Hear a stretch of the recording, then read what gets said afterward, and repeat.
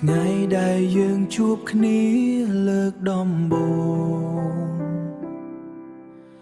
អ្នកធ្វើឲ្យពិភពខ្ញុំមានន័យស្នេហាដែលគិតថានឹងយូរអង្វែងបែរជាប្រែប្រួលដោយមិនដឹងហេតុអ្វីពាក្យស្រឡាញ់ដែលអ្នកធ្លាប់និយាយថ្ងៃនេះវាដូចខ្យល់ហោះឆ្ងាយ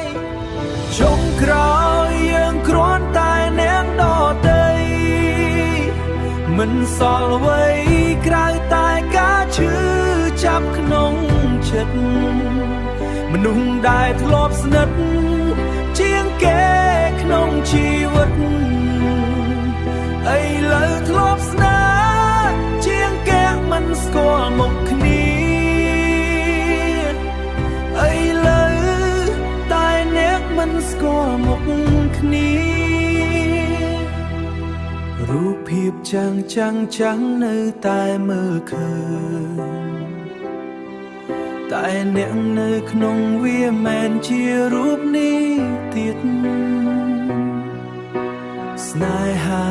បែកបាក់ដោយកញ្ចក់បាក់ខ្ទេចខ្ញុំសួរខ្លួនឯងរាប់ពាន់ដងទើបអ្នកចាកចេញចុងក្រោយយើងគ្រាន់តែអ្នកដទៃមិនសល់អ្វីក្រៅតែការឈឺចាប់ក្នុងចិត្ត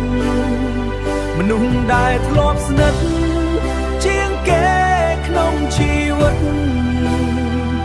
ឥឡូវធ្លាប់ស្នេហ៍ជាងគេមិនស្គាល់មុខគ្នាឥឡូវតែអ្នកមិនស្គាល់មុខគ្នាបើពេលវេលាអាចត្រឡប់វិញខ្ញុំមិនចង់ជួបអ្នកសោះព្រោះចង់បញ្ចប់វាឈឺពេកជាងមិនដែលមានអ្នកក្នុងជីវិត